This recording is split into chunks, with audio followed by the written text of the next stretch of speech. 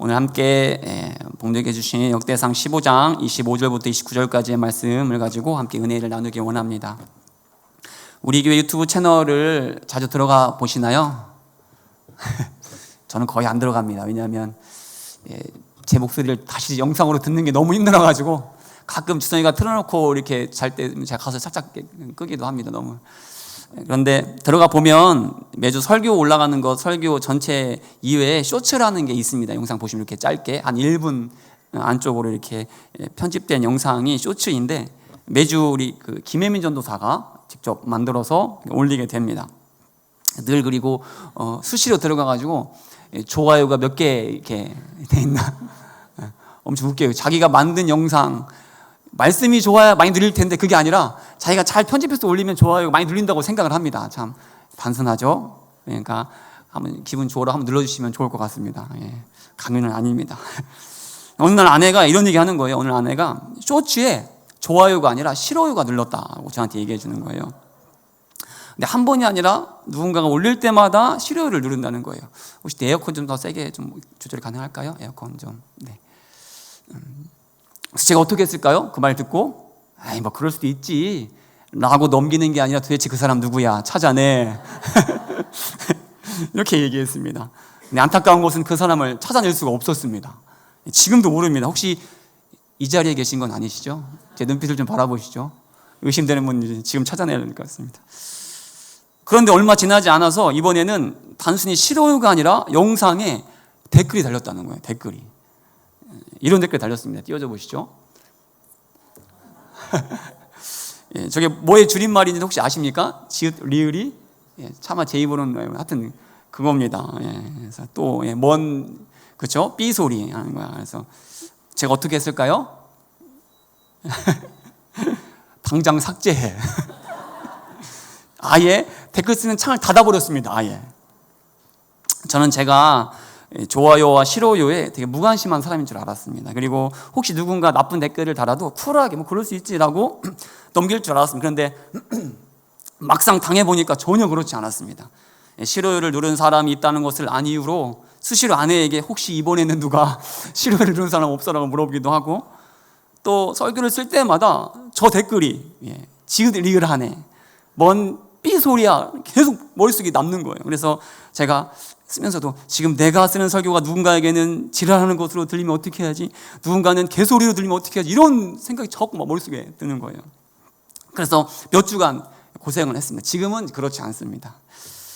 연예인들이 악플로 고생한다는 그러한 기사를 심심치 않게 볼 수가 있습니다. 그렇죠? 심지어는 계속되는 악플로 절대로 해서는 안 되는 그런 선택을 했다라는 기사도 들립니다. 그런데 그 고통이 얼마나 큰지 또 얼마나 힘든 것인지 그때는 잘 몰랐습니다. 그런데 이런 일을 겪어보니까 감히 그분들의 심정을 아주 조금은 이해할 수 있는 그러한 시간이었습니다. 그런데 연예인만 그럴까요? 또 저만 그렇습니까?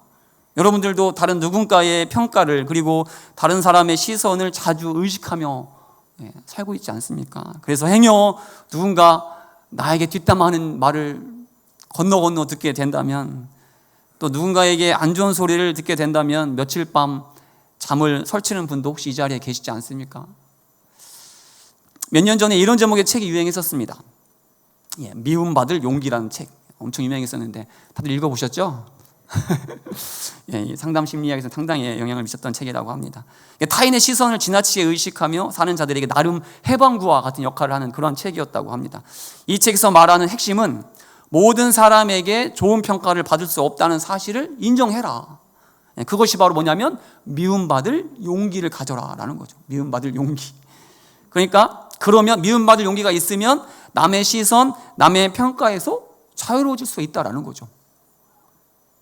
그런데 문제는 무엇입니까? 이게 말은 쉬운데, 그렇죠?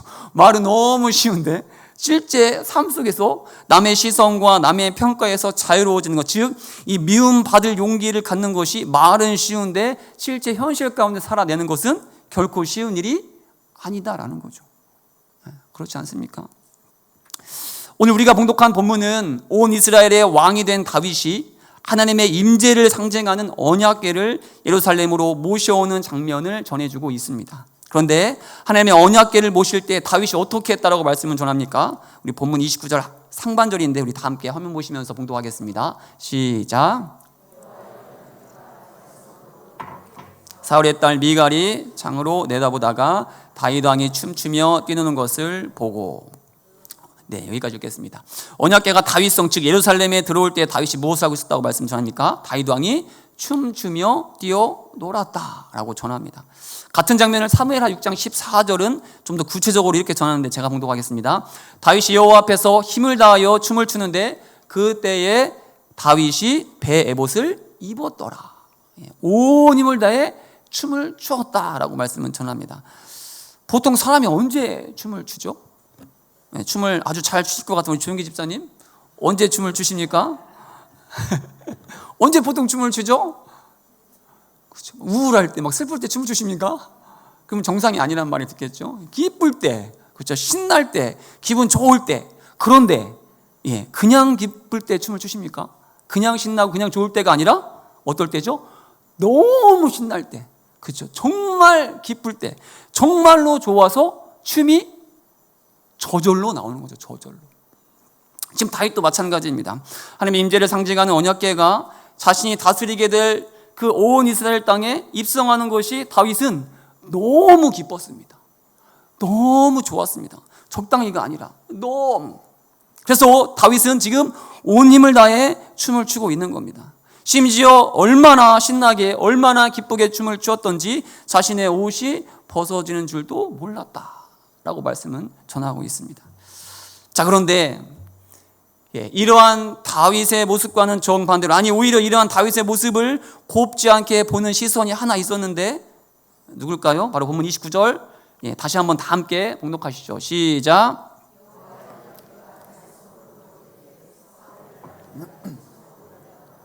다윗 왕이 춤추며 뛰는 것을 보고 그 마음에 업신 여겼더라. 미갈도 다윗이 춤을 추는 것을 보았습니다. 그런데 미갈은 다윗을 어떻게 보고 있었습니까? 그를 다윗을 업신 여겼더라. 사무엘 6장 20절 말씀 보면 미갈이 다윗이 춤을 추는 것을 어떻게 보았는지 더 구체적으로 설명하는데 이 말씀도 다 함께 한 목소리로 공독하시죠. 한 목소리로 시작. 사울의 딸 미갈이 나와서 다윗을 맞으며 이르되 이스라엘 왕이 오늘 어떻게 영화로우신지 방탕한 자가 염치 없이 자기의 몸을 드러내는 것처럼 오늘 그의 신복의 계집종의 눈앞에서 몸을 드러내셨도다. 말씀이 어떻습니까? 다윗을 업신 여기는 것을 넘어서서 지금 다윗이 춤을 추는 것을 보면서 비난합니다. 비난을 넘어 지금 조롱하고 있습니다. 어찌나 영화로우신지 조롱하는 거 아닙니까? 그렇다면 왜 미갈은 다윗의 춤을 보고 비난하고 있습니까? 어떻게 감히 다윗을, 한나라의 왕인 다윗을 조롱하고 있습니까? 그 이유가 무엇이겠습니까? 그 힌트가 오늘 본문 29절 본문 안에 숨겨져 있는데 다시 한번 제가 29절을 봉독합니다. 여호와의 언약궤가 다윗성으로 들어올 때에 사울의 딸 미갈이 창으로 내다보다가 다윗 왕이 춤추며 뛰는 것을 보고 그 마음에 업신 여겼더라. 만약에 20-30년이 흐른 뒤에, 그때는 아마 저도 우리 교회에서 더 이상 사역을 하지 않고 있겠죠. 그런데 그때 만약 저희 막내 이은이가 훌쩍 커서 아마 이제 40 가까이 됐겠죠. 훌쩍 큰 우리 이은이가 오랜만에 우리 교회를 찾아와서 여러분들께 인사한다면 자신을 누구라고 소개하면서 인사를 하겠습니까? 그때는 아마도 이은이를 모르는 분들도 많이 계시겠죠. 그러니까 아마도 이은이는 20-30년 전에 이 교회에서 사역했던 문연필 목사의 딸 문이은입니다라고 소개하지 않겠습니까? 그렇겠죠? 그렇게 소개하면 여러분들의 머릿속에서는 누가 떠오를까요? 당연히 문연필 목사가 떠오르겠죠. 그러면서 동시에 그 당시 문연필 목사가 어떠한 사람이었는지 그리고 어떻게 목회했는지 머릿속에 파노라마처럼 그 문연필 목사가 쫙 그려지겠죠. 어떻게 그려질까요? 누구보다 성실했던 문연필 목사, 누구보다 외모가 뛰어났던 문연필 목사 아닌가요? 누구보다 설교를 은혜롭게 잘했던 문연필 목사. 별로 이렇게 긍정적인 부디 그렇게 그려지기를 마음 가운데 소원하는데, 오늘 본문도 마찬가지입니다. 당시 미갈은 다윗 왕의 아내였습니다. 사울은 진작에 죽었죠. 그러니 모든 사람이 다 미갈을 왕비로 알고 있었습니다. 그런데 오늘 본문은 굳이 다윗 왕의 아내 미갈을 누구로 소개하죠? 사울의 딸 미갈로 소개합니다. 왜 그럴까요? 왜 이렇게 소개하겠습니까? 마찬가지죠. 이 말씀을 대하는 자들로 누구를 떠올리게 하려고? 사울을 머릿속에 그리게 하기 위함이었습니다. 사울이 어떠한 자였는지를 떠올리게 하려고, 그리고 이를 통해서 사울의 딸 누구죠? 미갈도 어떠한 자인지를 알게 하려고 굳이 다윗 왕의 아내 미갈을 사울의 딸 미갈이라고 말씀은 기록하고 있는 것입니다. 자, 그렇다면 사울이 어떤 자였습니까? 사울은 우리가 잘 알고 있듯이 이스라엘의 초대 왕이었죠. 그는 이스라엘의 초대 왕이 되기에 부족함이 전혀 없는 인물이었습니다. 용모도 저처럼 빼어났고 키도 저처럼 컸고 또 집안도 좋았습니다. 뿐만 아니라 용맹했고 책임감도 강했습니다. 심지어 그는 겸손까지 했습니다. 이스라엘 왕으로서 어디 하나 흠잡을 것이 없었던 완벽한 자였습니다. 그런데 그랬던 사울이 결국 어떻게 되었습니까? 너무나 완벽했던 사울 왕의 결말은 다 아시지요? 사무엘상 15장 11절 상반절 제가 봉독합니다.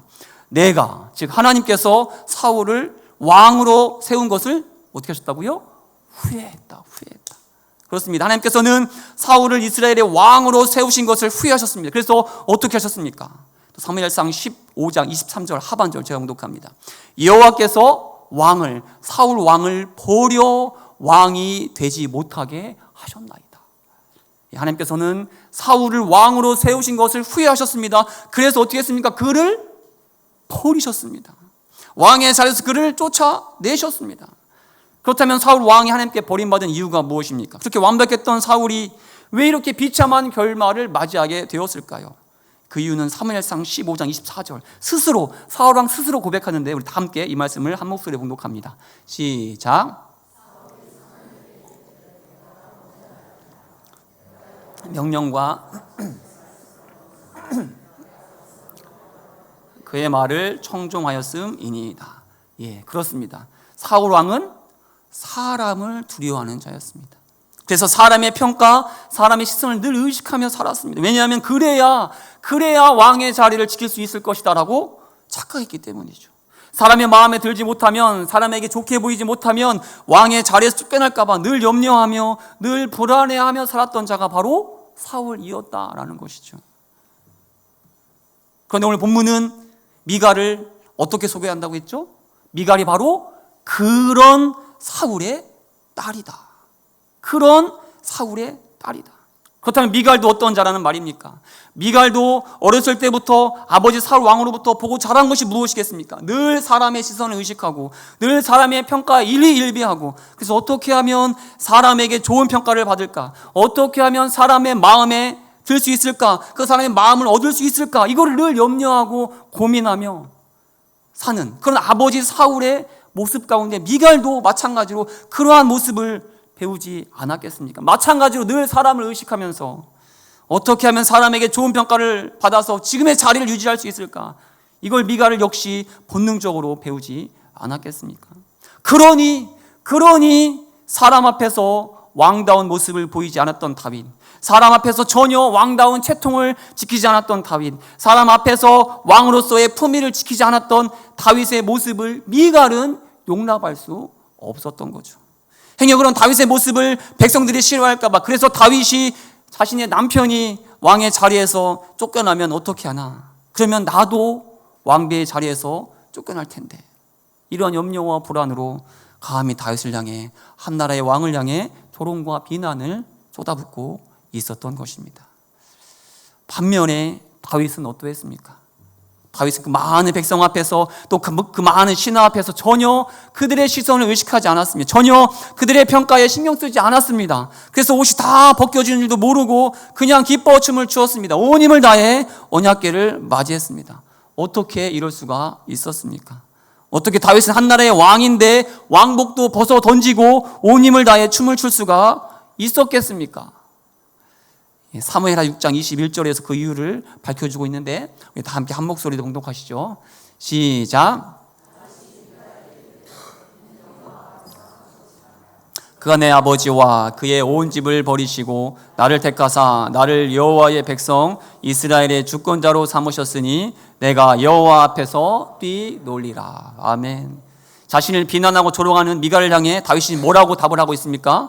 반복해서 다윗이 강조하여 말하고 있는 내용이 무엇입니까? 바로 이는 내가 춤추는 것은 네 앞에서 하는 게 아니라 사람 앞에서 하는 게 아니라 여호와 앞에서 한 것이라. 또 내가 여호와 앞에서 뛰놀리라. 그렇습니다. 미갈은 평생토록 사람 앞에서 살았던 자였습니다. 그의 아버지 사울을 통해 보고 배운 그대로 늘 사람의 시선과 사람의 평가에 휘둘려 그들에게 어떻게 하면 잘 보일 수 있을까? 어떻게 하면 그들에게 좋은 평가를 받을 수 있을까? 그래서 이 공주의 자리를, 이 왕비의 자리를 어떻게 유지할 수 있을까? 이것을 염려하며 살았던 자였습니다. 행여 자신을 향해 누군가 싫어요를 누를까? 행여 나쁜 댓글이 달릴까? 이것을 늘 불안해하며 살았던 자가 바로 미갈이었습니다. 그런데 다윗은 어땠습니까? 오직 여호와 앞에 섰던 자였습니다. 다른 사람의 평가 그리고 다른 사람의 시선은 전혀 의식하지 않고 오직 하나님 앞에서 나는 누구인가, 그리고 내 앞에 서 계신 그 하나님은 어떠한 분이신가, 여기에만 신경을 쓰는 자, 그렇게 철저히 여호와 앞에 하나님 앞에 섰던 자가 바로 다윗이었다라는 사실이죠. 그렇다면 여러분들은, 나는 사람 앞에 서 계십니까? 아니면 하나님 앞에 늘 서 계십니까? 혹시 나영석 PD라고 아십니까? 아주 유명한, 인기 있는 프로를 만든 유명한 PD인데, 그 PD가 촬영 중에 잠시 쉬는 사이에 지는 해를 바라보고 있었습니다. 노을을 바라보고 있는데, 이 지는 해를 바라보면서 나영석 PD가 이런 말을 합니다. 내 연출 인생도 저렇게 저물겠지. 슬프게 딱 한마디 던집니다. 이 나영석 PD의 말을 듣고 아무도 뭐라고 위로하지 못하고 있을 그 순간에 지는 해 나영석 PD에게 이제 막 떠오르는 해, 입사한 지 얼마 안 된 젊은 막내 PD가 이렇게 위로의 말을 건넵니다. 사진 띄워주시죠. 예, 잘 보이시나요? 글씨가 해는 어느 방향에 있어도 아름답잖아요. 좀 생각을 하셔야 됩니다. 이거 이해하시려면. 엄청 시적인 표현. 김삼희 권사님 딱 오십니까? 해는 어느 방향에 있어도 아름답잖아요. 예, 참 제가 볼 때는 집에 가셔서 아마 이 감동이 밀려오실 것 같은데, 그렇습니다. 해는 동쪽에서 찬란하게 떠오를 때도 아름답지만 또 해는 서쪽으로 붉은 빛을 띠며 질 때도 여전히 아름답습니다. 어느 방향에서도 해는 아름답습니다. 왜냐하면 해는 언제나 해이기 때문이죠. 언제나 빛을 발하고 있기 때문이죠. 그런데 문제는 무엇입니까? 우리도 나영석 PD처럼 내가 해라는 사실을 늘 잊고 살아간다는 거죠. 자주 잊는다는 거죠. 그래서 때로 구름에 가려지면 내가 아무 쓸모없는 존재가 된 것처럼 실망하고, 그러다가 다시 가려졌던 구름이 사라지면 언제 그랬냐는 듯이 찬란한 빛을 내며 기뻐하는, 그렇게 사람의 좋아요 한 개에 기뻐하고 또 싫어요 한 개에 실망하는 너무나 연약한 존재가 바로 우리다라는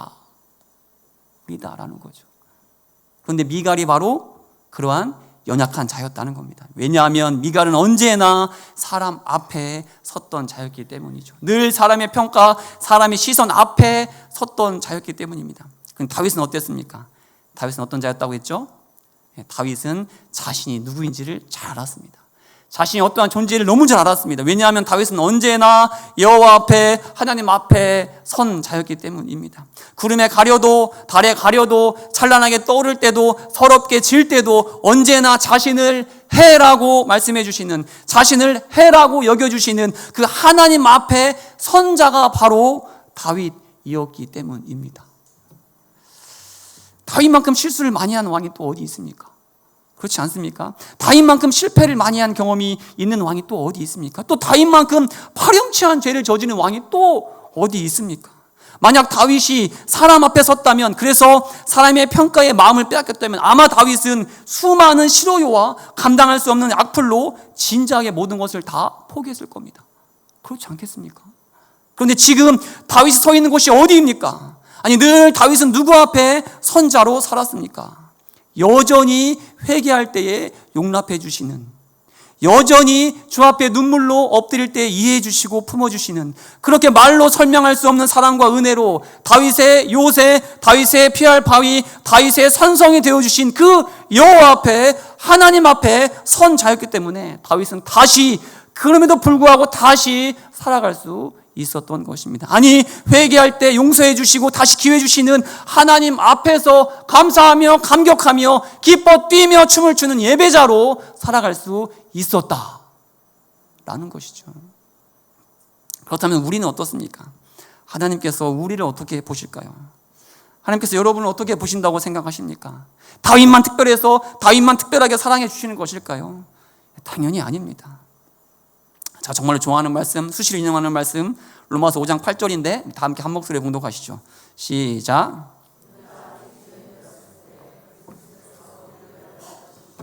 하나님께서 우리에 대한 자기의 사랑을 확증하셨느니라. 아멘. 이 말씀은 암송하셔도 좋을 것 같습니다. 유진 피터슨 목사님이 메시지 성경에서 이 말씀을 이렇게 또 해석을 했는데 제가 이 말씀을 봉독해 드리겠습니다. 하나님은 우리가 그분께 아무 쓸모가 없을 때에, 당신의 아들을 희생적 죽음에 내어주심으로 그렇게 우리를 위해 당신의 사랑을 아낌없이 내어 놓으셨습니다. 언제라고요? 죄인 되었을 때. 언제라고요? 우리가 하나님께 아무 쓸모가 없을 그때에. 그렇습니다. 우리 하나님께서는 해가 어느 방향에서도 아름답듯 우리도 있는 모습 그대로 충분히 아름답다 말씀하십니다. 어디서든 언제든 충분히 아름답다 말씀하십니다. 하나뿐인 아들을 아끼지 않고 내어줄 만큼 우리가 귀하고 우리가 가치 있다. 오늘도 우리에게 말씀하십니다. 늘 우리에게 말씀하십니다. 이렇게 말씀하시는 하나님 앞에서는 우리 모두가 될 수 있기를 축복합니다. 이렇게 우리를 변함없이 바라보시는 하나님 앞에서 살아가는 우리 모두가 될 수 있기를 축복합니다. 사람 앞에 서서 싫어요 하나의 밤잠을 이루지 못하는 그런 자가 아니라, 나쁜 댓글에 상처받아서 며칠 동안 마음고생하는 저 같은 연약한 자가 아니라, 언제나 좋아요를 눌러주시는 우리 하나님 앞에서 담대히 그리고 당당히 살아가는 우리 하나님의 사람이 될 수 있길 온마음 다해 축복합니다. 한 번은 토요일 밤에 아이들과 SPT를 하는데, SPT가 뭔지 까먹으신 분 안 계시죠? 이제 종종 일부러 설교 시간에 넣는 이유가 있습니다. SPT, Saturday PM 10. 오늘 보니까 다들 까먹으신 것 같은데, SPT를 아이들과 하는데, 제가 아이들에게 만약 아빠를 다른 사람에게 소개를 한다면 어떻게 할 거냐고 아이들한테 물어봤습니다. 다 얘기했는데, 우리 둘째 주원이가 또 이렇게 말하는 거예요. 비록 돈을 많이 벌지는 못해서 가난하지만 착한 우리 아빠. 제가 추측해봤는데 분명히 아내가 저 없을 때 부부싸움하고 뒷담을 이렇게 한 것 같아요. 그죠? 이거밖에 뭐 없어, 근거가. 주성이의 예상의 대답에 겉으로는 좀 많이 표현하지 못했지만 속으로는 정말 크게 감동했습니다. 물론 지금 어려서 그럴 수도 있습니다. 나중에 커서는 불평, 불만 있을 수도 있겠죠. 왜 나는 목사의 아들로 태어났을까? 왜 나는 매주 교회를 가야 될 것인가?